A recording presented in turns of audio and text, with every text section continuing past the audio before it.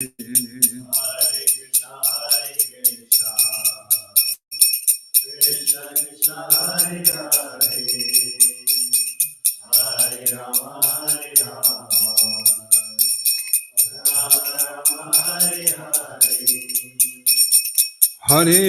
Krishna, Hare Krishna, Krishna Krishna, Hare Hare, Hare Rama, Hare Rama, Rama Rama, Hare Hare. Hare Krishna, Krishna Krishna, Hare Hare, Hare Rama, Hare Rama, Rama Rama, Hare Hare. Prabhupada, Prabhupada, Prabhupada, Jaya Jaya Prabhupada. Jaya Jaya Prabhupada, Prabhupada, Jaya Jaya Prabhupada. Jaya Jaya Gurudev, Gurudev, Gurudev, Gurudev.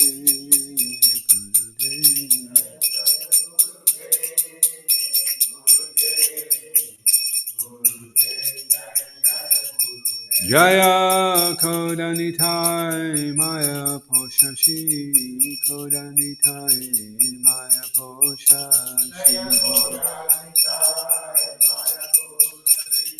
Kodanitai Jaya Maya Poshashi. Iskon Guru Govinda Ki Jai, Srila Prabhupada Ki Jai, Shishi Kodanitai Maya Poshashi Ki Jai.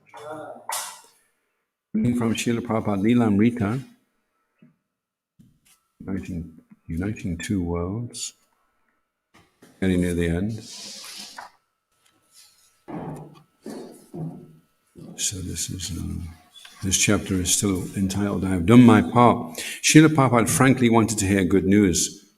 It inspired him to continue. He didn't want to hear other news. His secretary would read him letters in the afternoon, and Prabhupada began allowing the other devotees to be present. Once, when they entered his room, he said, if in this world there is one Vaishnav, he can deliver all the world. You are that one Vaishnav, Srila Prabhupada, said Satsvarup. You become, said Srila Prabhupada, each of you. Why not? We can try, said Guru Kripa Swami. Yes, try, said Srila Prabhupada, but follow, do not imitate. Today we have a letter about book distribution, said Tamal Krishna, the monthly report. This is the real good news, said Prabhupada, and you listened with full attention. Imagine if they had that on the news. There was no news apart from the book distributions goes. As Tamal Krishna read the BBT newsletter, he was pleased and absorbed, sometimes shaking his head and smiling to hear the achievements of his disciples. Then he heard a long letter from Ganesham about his triumph in book distribution in Eastern Europe. When he heard a letter from Tulsidas, who was developing a Krishna conscious farm community in South Africa, he commented, "This letter makes my chest swell, that I have such disciples performing such activities." In another letter, a devotee wrote a prayer stating that all of his godbrothers were praying for Srila Prabhupada and he hoped that Krishna would respond.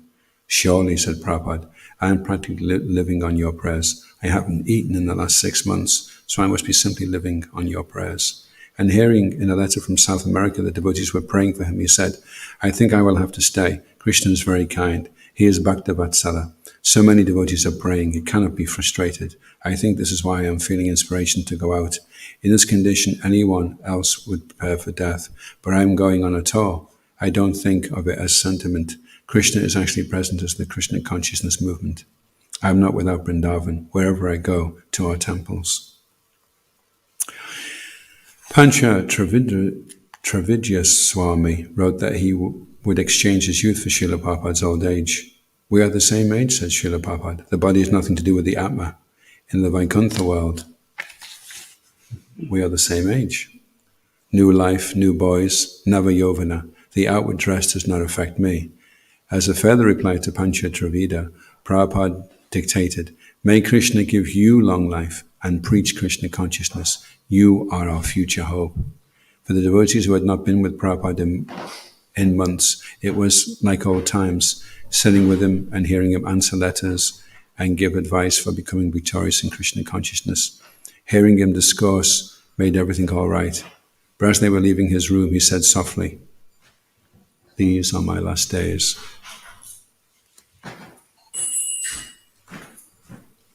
Shishikonitai Maya Pashashiki. Om Namo Bhagavate Vasudevaya. Om Namo Bhagavate Vasudevaya. Om Namo Bhagavate Vasudevaya.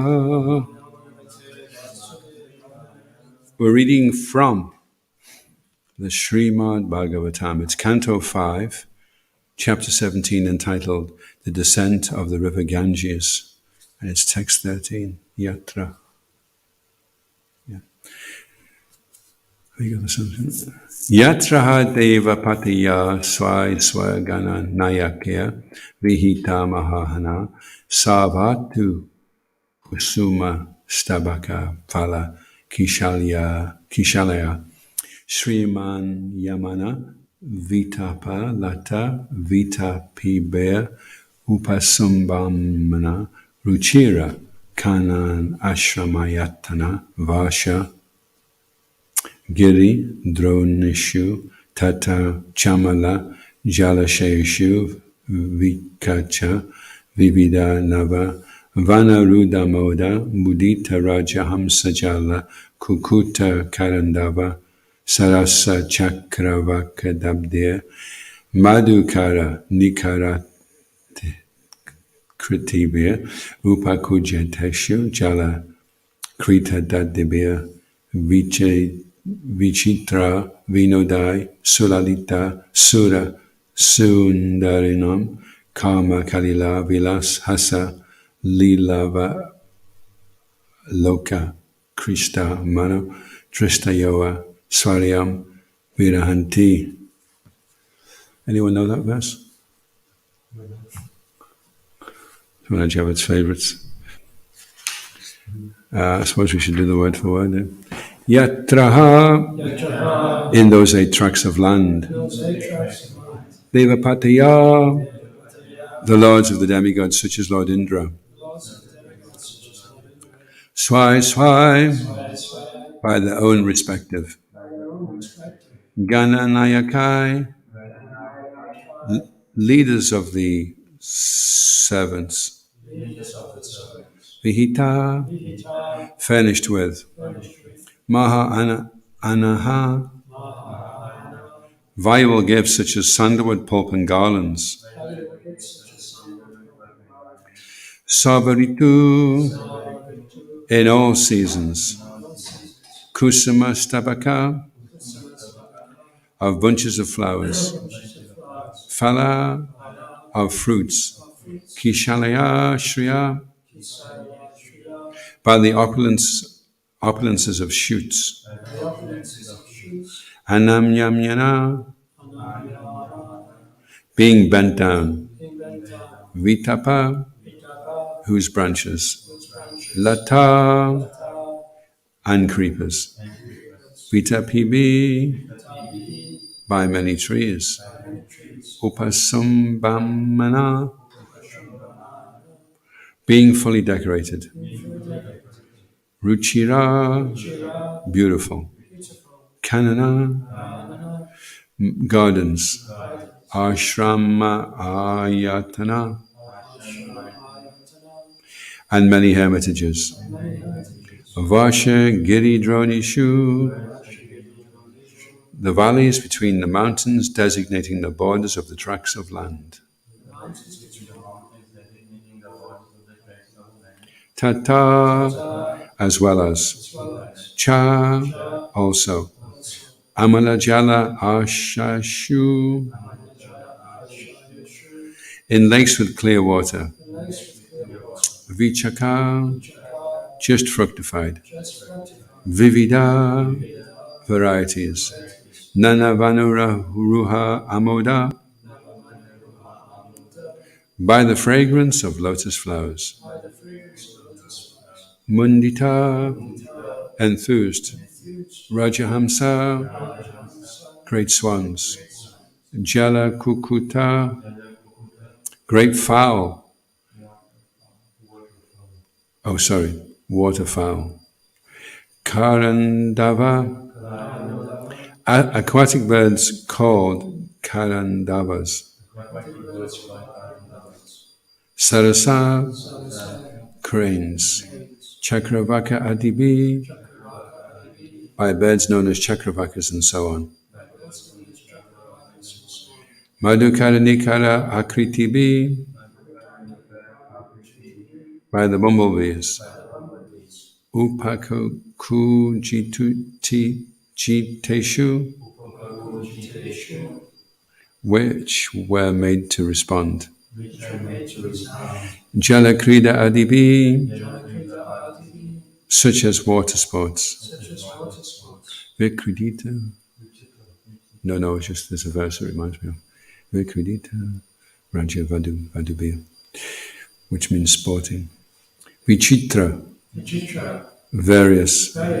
Vinodai, by pastimes. Sulalita, attractive. Sura Sundaranam, of the women of the demigods. Kama, from lust. Kalila, born.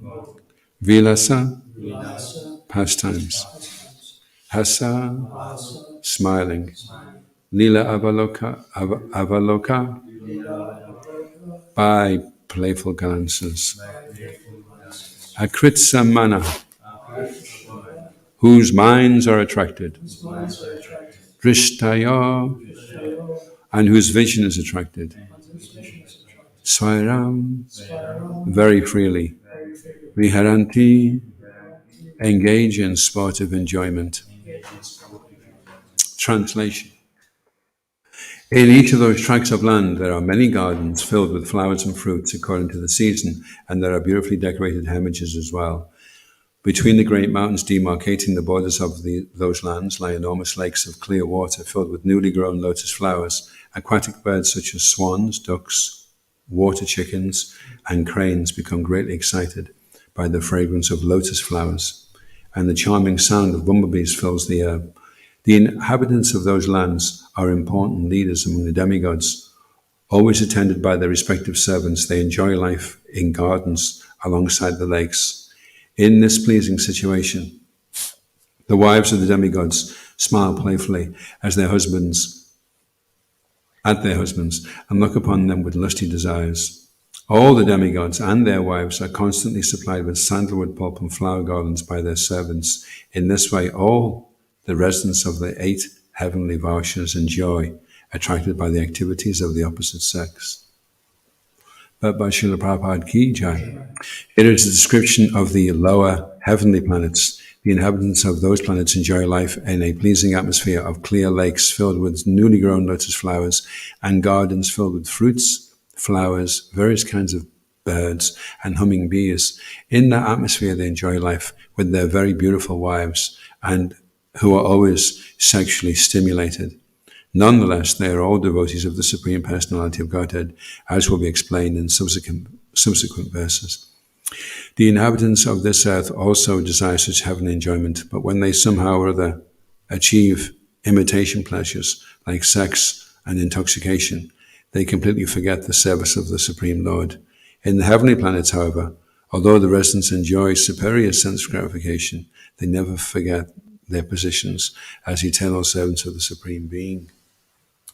Om Ajnana-timirandasya Gyananjana Shalakaya Chakshurun Militam Jena Tasmai Shri Gurave Namaha Shri Chaitanya Manobhastam Stapitam Yena Bhutale Swayam Rabhagadamayam Dadati Swapadantikam Jai Shri Krishna Chaitanya Prabhu Nityananda Shri Advaita Gadadha Shri Vasadi Gaura Bhattavrinda Hare Krishna Krishna Krishna Hare Hare Hare Rama, Rama Rama, Hare Hare. So Srila Prabhupada is saying in the purport that this is a description of the lower heavenly planets. So does anyone know the difference between the lower heavenly planets and the higher heavenly planets? Well, I mean, it's something like that, and I just realised, can't say maybe yesterday, which is correct. Yesterday I said that the like administrative demigods were I really live on the high heavenly planets and the lower heavenly planets are not the sort of ministry of demigods, but rather this person right? And the interaction of this involves in the lower heavenly planets. Interesting. So the name of the as we go up in the high planetary system, we come into Tapaloka and we come into realms where they're not so distracted by sense enjoyment and they're more concerned with meditation. And then we read in the second canto how as the universe is filling up, the inhabitants of the high planets start to hop up into the higher regions and they start practicing different types of austerities. You know, it's like they say, okay, look, the water is rising in the universe and it's consuming the different levels. So they start to hop up into the higher. And then eventually they go to Brahmaloka. And then from Brahmaloka, it is possible for them to go into Vaikuntha if they perfect their meditation. In the lower planetary systems, we see that although they're conscious of their relationship with Krishna as his eternal servant, they're also absorbed in enjoying themselves. So Krishna, I was just reading actually, I'm doing a course right now, Sexual Purity by Mahatma Prabhu. And this last exercise, he's explaining that Krishna notes what the living entity wants, what the desires are of the living entity, and then later fulfills them. So he's very attentive, Krishna, to all details. So he notes, he doesn't hold it against you if you decide, well, I'd really like to enjoy myself. Okay, well, probably better if you're not in South Lanarkshire then, or even the Caribbean. Let's just take you up into another realm where you can be conscious of me, and at the same time you can have all kinds of facility for enjoyment. So this is if we want to follow the system nicely, then the system looks after us nicely as well. But if we act out of false ego and we forget Krishna, then everything becomes more and more messy and more difficult. And then there are other places you can go in the 14 planetary systems which are not so pleasant, and where you can become more and more absorbed in your forgetfulness of your eternal relationship with Krishna. So Krishna's completely, what is it you want? It's like snakes and ladders. Do you want to go up or you want to go down? If you play the game correctly, then you can go up. If you don't, then you go down. So anyway, isn't it interesting that Krishna is not, it's not that he's averse to us enjoying ourselves. He's like a loving father, whatever it is you want. So just imagine if you're praying to Krishna. It's called the Draupadi Method. Mahaprabhu said he was coaching one devotee for years, and the devotee, and then he had to go and travel. He was gone for quite a while, and he came back and he said to the devotee, how are you getting on with your material attractions and your struggle with sex desire? And the devotee says, oh, I just gave up. And Mahatma says, well, that's a shame, isn't it? After all that coaching I did, and I was trying to help you. And he goes, no, I just said, Krishna, I can't do this. You have to help me. And he says, and it's been, ever since then, I haven't had any problems. So it's called the Draupadi Method. You come to the point of realizing, okay, I can't do this. Krishna, please help me. Please. It's actually called Krishna, help me. This next exercise. So Krishna is willing to help, and he's also, even if you're not going to, as soon as you're conscious of Krishna and you acknowledge that he's there, he's very, very keen to help. And whatever your desires are, okay, you want to go here, you want to go there. And if your main desire is you don't want to ever be forgetful of Krishna, now that we've stumbled across Krishna consciousness and we're aware to one degree or another that Krishna is out there and that we have an eternal relationship with him, then that should be our prized possession. And if Krishna is prepared to fulfill desires, even for material enjoyment, imagine how much more he's going to be inclined to answer the prayers of devotees that are struggling to serve him. We just have to give up everything else and depend on Krishna. Let go, let God. Let go, let God. Because if you let go, then you have two hands to, but you have to let go, and then you can use those hands too. Any questions or comments?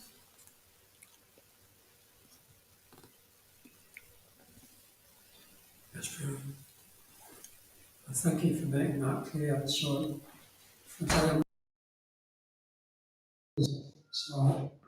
when Sri Bhagavatam's talking about the lower heavenly planets, he's talking about the planets of the demigods, and like as you see the higher heavenly planets, he's talking about the planets like Tapaloka and Mahaloka and Jamaloka. Is that your understanding? That's my understanding. So it's not that there's different divisions of the.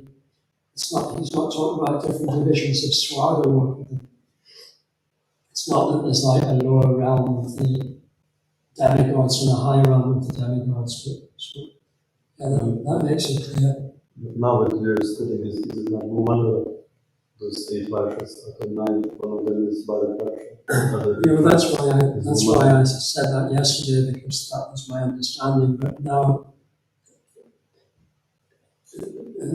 Well, this text doesn't dismiss what you said yesterday. Sometimes you just have to look at it. There's various types of demigods, various types of leaders. So it still does not necessarily, when it says leaders of demigods, it's not necessarily that much to Indra. just refer Just before, because we're getting into details, so that it may so that, and the details are relevant to some degree. But I think what's interesting here is it illustrates the diagram, which just came up the other day. I don't know the devotee's name, and he said, you must see this. It lasts for 3 hours and 44 minutes. And it's this devotee, and he's super, super intelligent, really amazing, you know. And he's talking there about how you can have conflicting. On the one hand, Bhaktivinoda Thakur is saying that we nurture our Krishna consciousness, and then practically in the same paragraph, he's saying that Krishna consciousness is our nature, which would seem to contradict. On the one hand, we are whatever we are, and on the other hand, we have to cultivate who we want to be. We pray, please make me your eternal maidservant. We strive for a particular. That's the prayer to Tulsi Dev. And then on the other hand, we're nurturing something, we're cultivating something, and it would seem to be contradictory. So when there are apparent contradictory, then we have to change the way that we look at something. And that can be difficult to do. To change how you're grappling with something, to understand something. Understanding is interesting as well, because there are many different levels you can understand something on. You can understand something theoretically, and then later on realize that you don't actually understand it emotionally. So there's different, and then of course according to the level of purification as well as how well you'll be able to understand. Like the Bhagavad Gita, if you're very good at Sanskrit, then you would know all the different nuances of the Sanskrit words and understand that there's, Srila Prabhupada has emphasized it in this particular way, and then you're aware of the acharyas and how they've said it. And then the Brahmin who couldn't even read understood the Bhagavad Gita better, because he could see that Krishna was driving his devotee Arjuna, and he was crying because he could see how compassionate Krishna was. So on one hand you could say, well, you don't understand the Bhagavad Gita, you don't know what this verse means, you don't know what that verse means, you don't know about this and that. But then on the other hand you can say, well, he does understand the conclusion of the Bhagavad Gita. So, and sometimes it's just a question of you may come across something and you're not able to understand it there and then, and so you practice your Krishna consciousness enthusiastically, and then Krishna will later reveal. Krishna wants us to come to him, and that is the real understanding of what knowledge is. Besides this, wherever there may be is ignorance. So if we become preoccupied with something which distracts us from our march towards Krishna, then it's of no use. And if it's of use, then Krishna will provide us with whatever the information is that we need to help extricate us from our absorption in the material energy. So it's a different understanding of knowledge as well. And the educational system in the Varnashram was to elevate the consciousness. It wasn't to entangle the consciousness and further implicate the consciousness. So from this, what's interesting is that there's a lot more going on in the universe than we would ever be able to be aware of. It's funny, isn't it? Even some of these rich people now on our planet Earth are accruing 100 billion, I'm not sure whether it's dollars or pounds a year, and they're using that money to send little vehicles out to have a look at what's going on in Mars. But even if they do get there, they're not going to be able to see what's really going on, as well as if they were to sit down and read the Bhagavatam, which is a lot cheaper and save yourself a lot of money, actually, because how are you going to know? And also the time that you occupy is such a fractional expanse of time. There's 1,000 Kali Yugas in one day of Brahma, so what happens 1,000 times a day for us? Practically, you blink. That's how insignificant it is, isn't it? I don't know how many times you blink, but say it was 1,000 times a day you blinked. And I came up to Javed and I said, Javed, I just had this amazing blink. And he said, oh, really? He said, yeah, as I went like that, it went down and up again really fast. But because there's 1,000 of them and they're all exactly the same, it's not really of any significance. And so we have a Kali Yuga, which is quite a big expanse of time compared to our lifetime. And then you have one person's lifetime. And in that lifetime, maybe after 5 or 10 years research, he comes across something. And everyone's like, wow. But it's so, he would need a few days of Lord Brahma to really work out what's going on in the universe. So what chances he got of working out from that?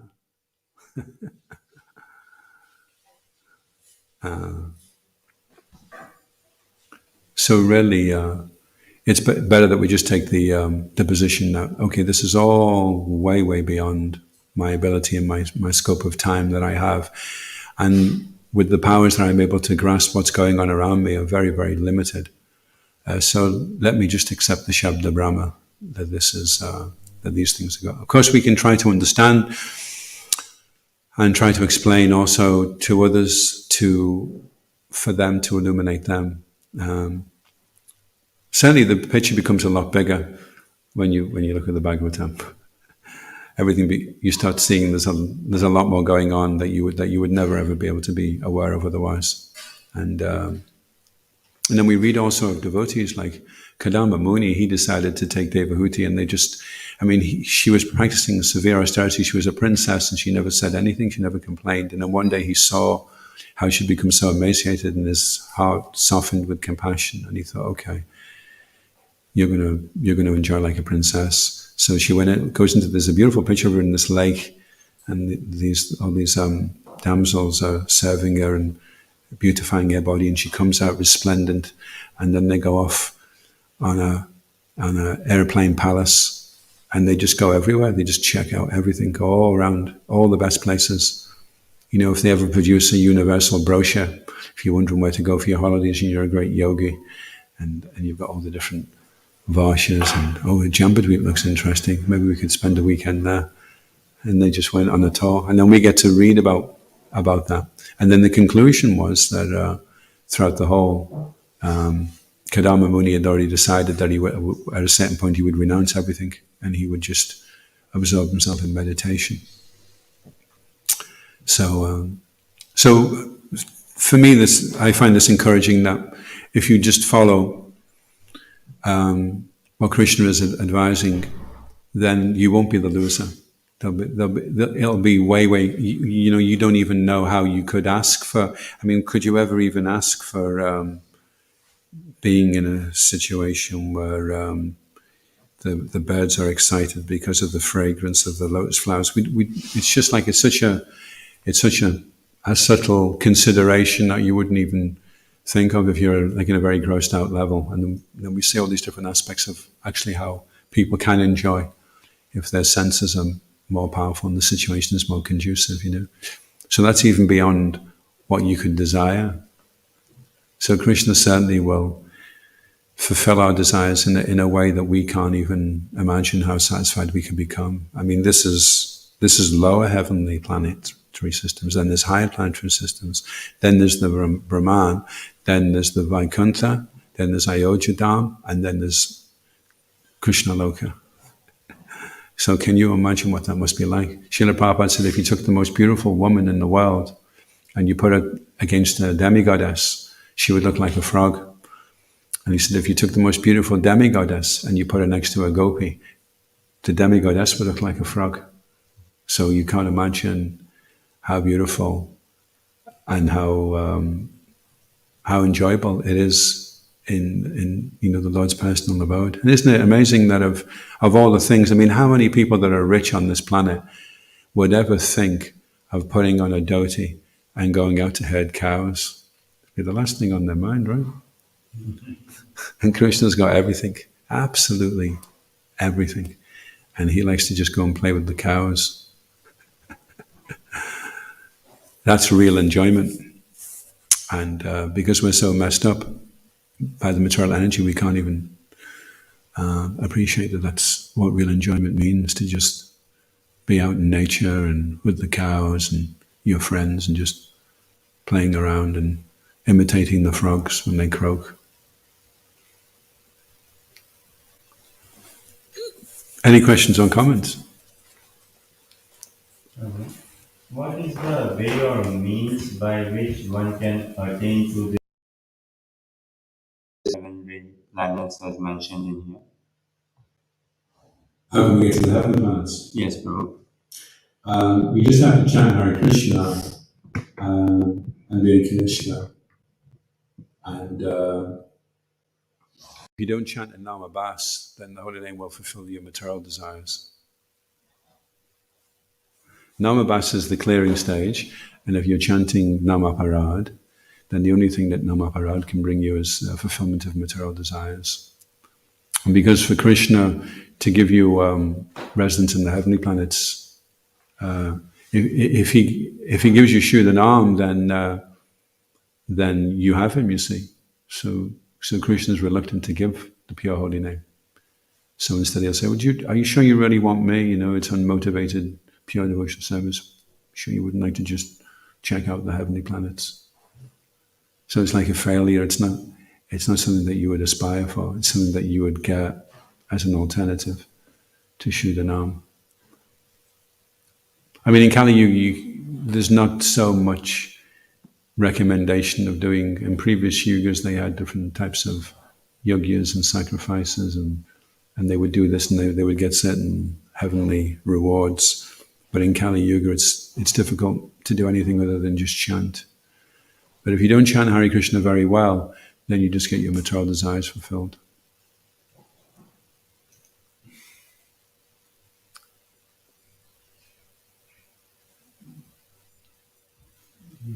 Those living in these heavenly planets,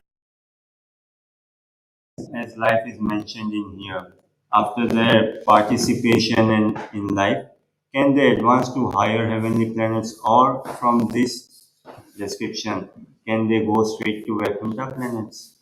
Can you go to higher planets? Higher planets or even Vaikuntha planets? Yeah, they can. You can, just like in the highest planets, you can go also. It just depends on your consciousness. It's just difficult. If you're being tortured all day or you're being pampered all day, it's a big distraction. It's even a distraction when you're not getting pampered or tortured to get on with your Krishna consciousness.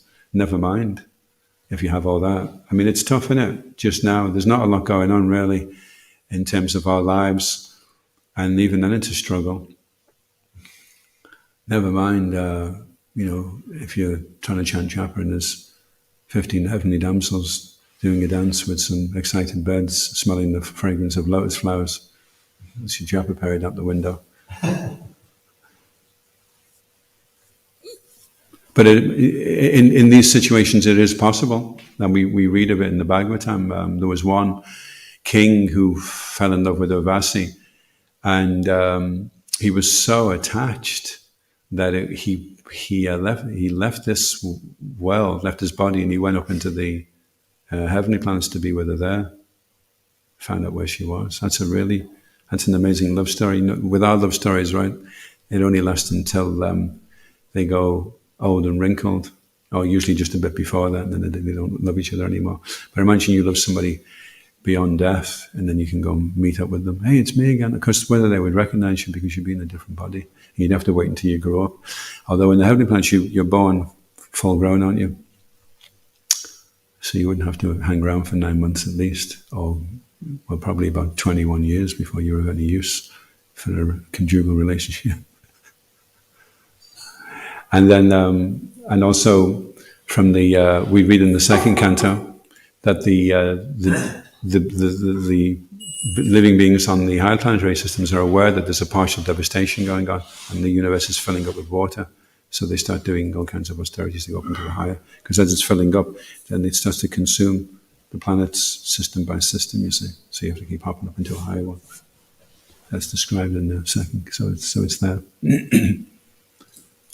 Shishikonitai Maya Pashashiki Jaya. And of course, the hellish planet is a real incentive then to be. That's the whole idea of the hellish planets, is it's to increase the incentive to not do the wrong thing. That's the whole idea of punishment, isn't it? You know, you slap the child's hand so it doesn't do it again, just for its own good. But because it's so intense, then it's more. Then also it's difficult to just concentrate on Krishna.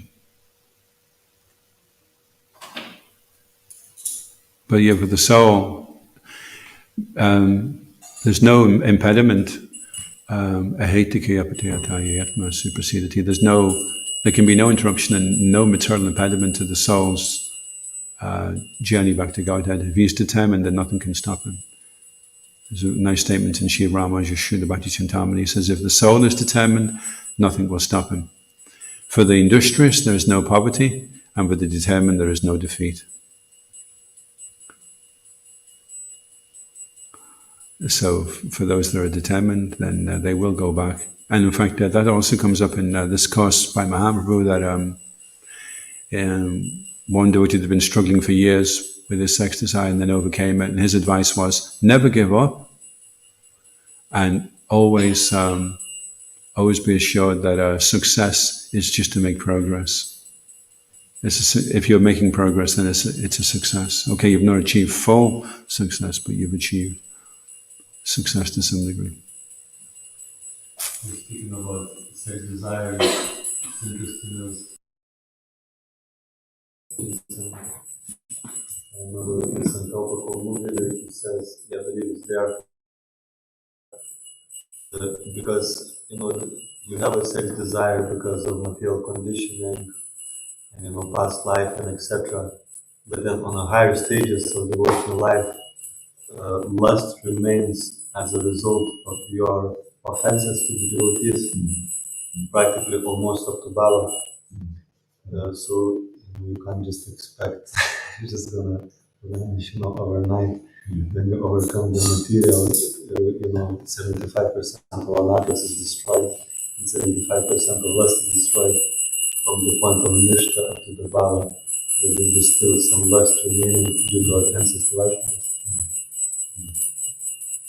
Yeah, you can't relax at any point and rest on your laurels. It's interesting as well. In the section I'm reading right now, Sankalpa Kaumudi is saying that a lot of devotees are doing Vaidhi Bhakti. They're not doing Raganuga. Vaidhi Bhakti takes you to the realms where the Lord's is held in a more reverent mood. But to enter into the intimate realms, then it has to be spontaneous. So that's something you can think of for yourself. How many things do I really want to do, and how many things am I doing begrudgingly? Because Vaidhi is you have to do it. Raganuga is you want to do it. You're running up the hill for Mangalati. Oh, it's Mangalati, yippee! Not Prabhu, get up, wake up. It's, by that time you want to do it. And at least if you want to do it, that's a good start. Oh, it must be nice to want to do it. So if you can think, well, I would like to want to do it, Krishna can note that also. Okay, he wants to do it. He wants to get to the point where he really wants to do it. Okay.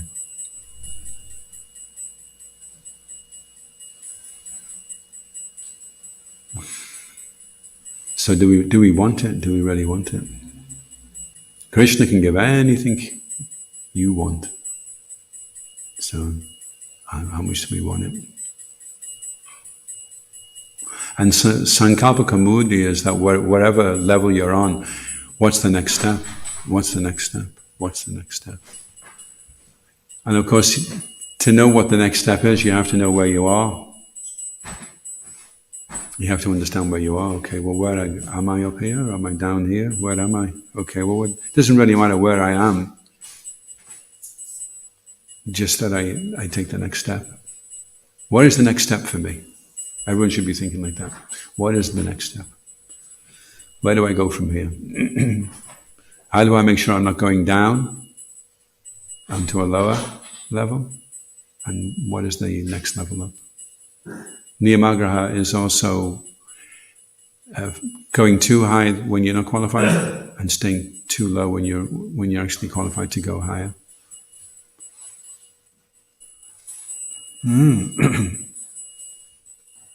How can a devotee understand what stage or level he is? And you can understand what stage and level he is, it's Krishna consciousness. By two things actually. One is his freedom from false ego, and the other is his freedom from sex desire. They're kind of the same thing, really. They kind of nourish each other, false ego and sex desire. The only reason we're here in the material world is because of that desire to enjoy separately from Krishna. That's why, that's basically what it is. There's either Krishna or there's material desire, to one or the other. So the more we're absorbed in Krishna and going toward Krishna, then the freer we are of false ego. Krishna says, if you act through false ego, not hearing me. So it's not because we've got too much wax in our ears that we can't hear the holy name. It's because we've got too much false ego. False ego that's making it difficult for us to hear.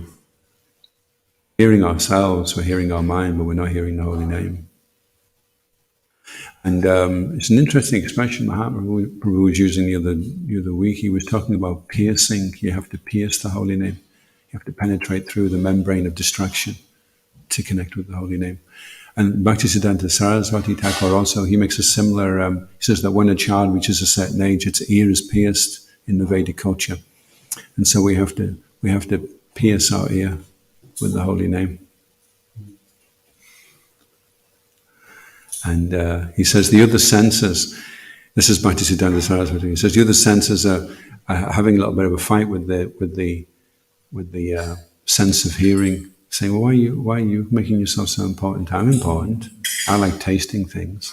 And then the smell says, I'm also important. I like smelling things. And the sense of touch says, who's this hearing pushing us around here? I like touching things. I like. So they're all fighting with each other.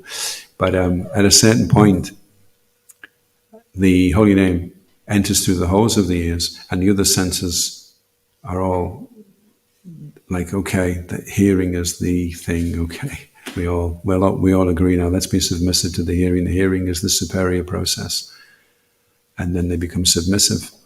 So there's a bit of a battle going on actually.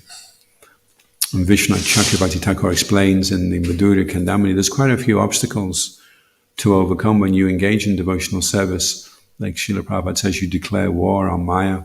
So, first of all, you come to Krishna consciousness, you commit, you declare war, then there's a battle, and then hopefully there's victory.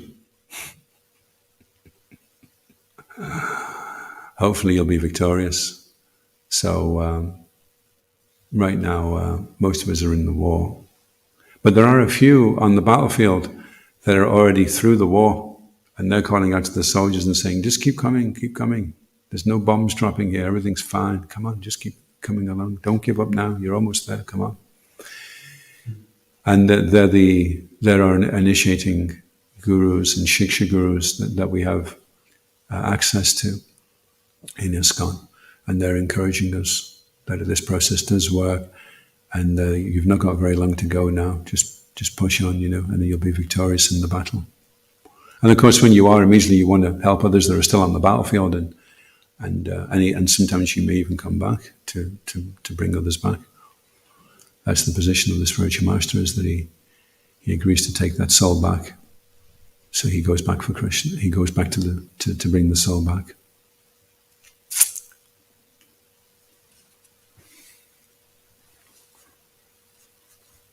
Yeah, so there's different stages. So we may not know the technical name for where we're at just now in our Krishna consciousness. There's Kanishta Majjhima, Majjhima, and then there's Uttama Majjhima. And then there's Kanishta Uttama, Majjhima Uttama, and Uttama.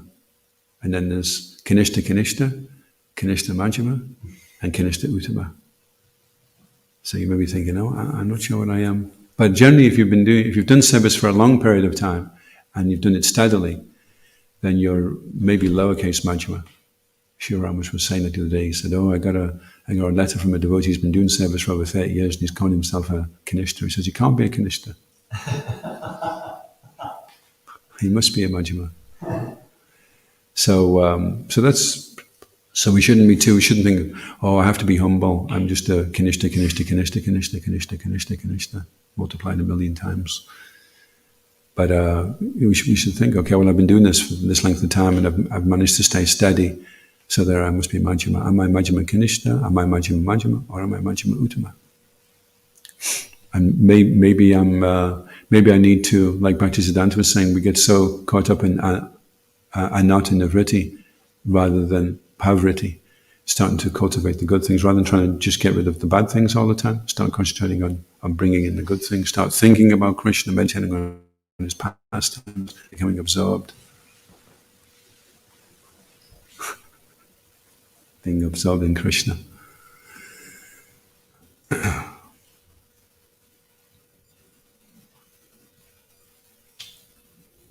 Sanskrit calls it Artha Pravritti. Artha Pravritti, that's it. Yeah. 15-20 years of devotion service, it's time now to shift from negative towards positive.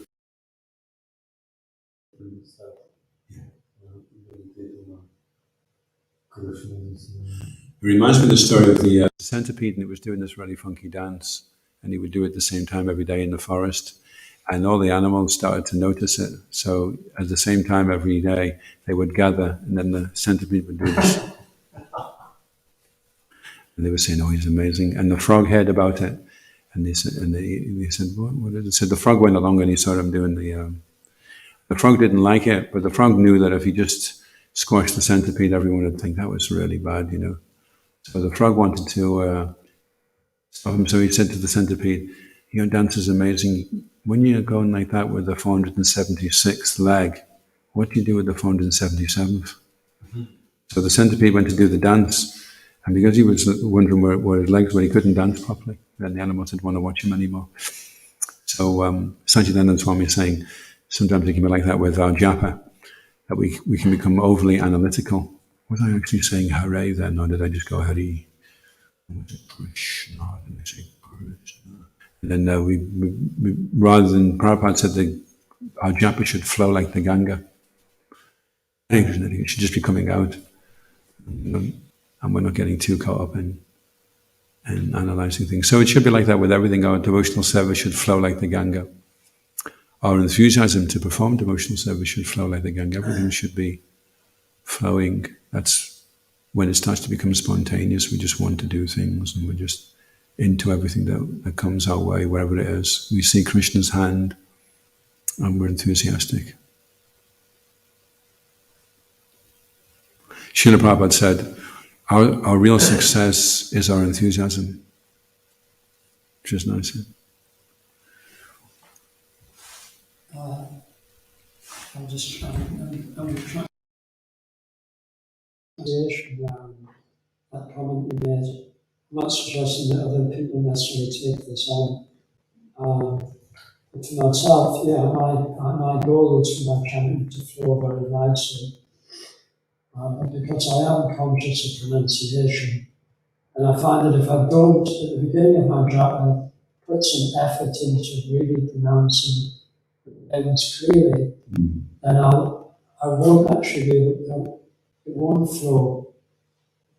Or if it does flow, it's just because I'm listening to the mind.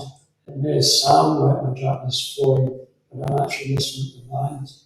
And as Sri Rama said, gave an example of a pianist, like a classical pianist, going through different stages of practice. And to begin with, it's just like having to learn the rudiments of learning the language of music and learning where to put his fingers on the keyboard, can't really play any tunes at all.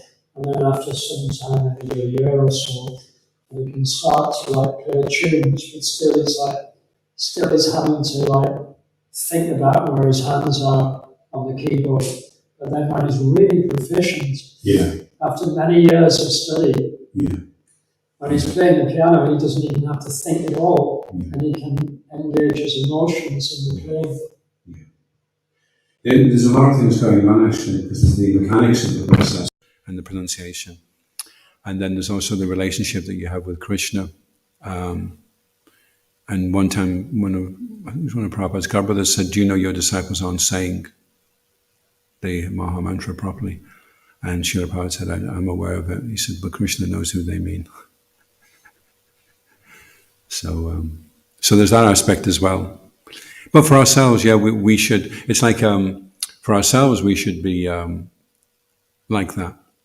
And then for others, we shouldn't be so, that's between them and Krishna, how they're, we encourage everyone to pronounce properly. That's why we do the Sanskrit. And there's the 3 Ps, pronunciation, prayer, and posture. And I don't know if you've ever tried trying to chant in a really comfortable position. Sometimes, you lie back and think, I'm just going to chant like this today. Mm-hmm. And you're thinking, I know posture's there, but I'll transcend posture. I'm just going to hear it. It's okay. Every time practically. So you could say, well, pronunciation is not important. But obviously that's part of the process of how you're applying yourself. And there is a certain point when you're chanting where you're trying like anything to get the Krishna, and then suddenly it flows and suddenly the Krishna is just coming out very easily, So that's when Krishna decides to step in, then it becomes very easy, and until then it can be a struggle, And we have to show Krishna that we're prepared to struggle towards him. Not that we just want it to be easy immediately. That will be there, but that's a reward that Krishna gives when he's pleased. So we have to please him. When Krishna is pleased, then Haritoshanam says, Samsini Haritoshanam, that is the perfection. And we associate with those that are pleasing Krishna because they help us to see how easy everything can be when Krishna is pleased. We realize that's what we have to do. We need his help. Jai. Iskon Guruvinda ki. Jai. Srila Prabhupada ki. Jai. Go Premanandi. Hari Bo. Jai. Gaura Bhakti ki. Jai.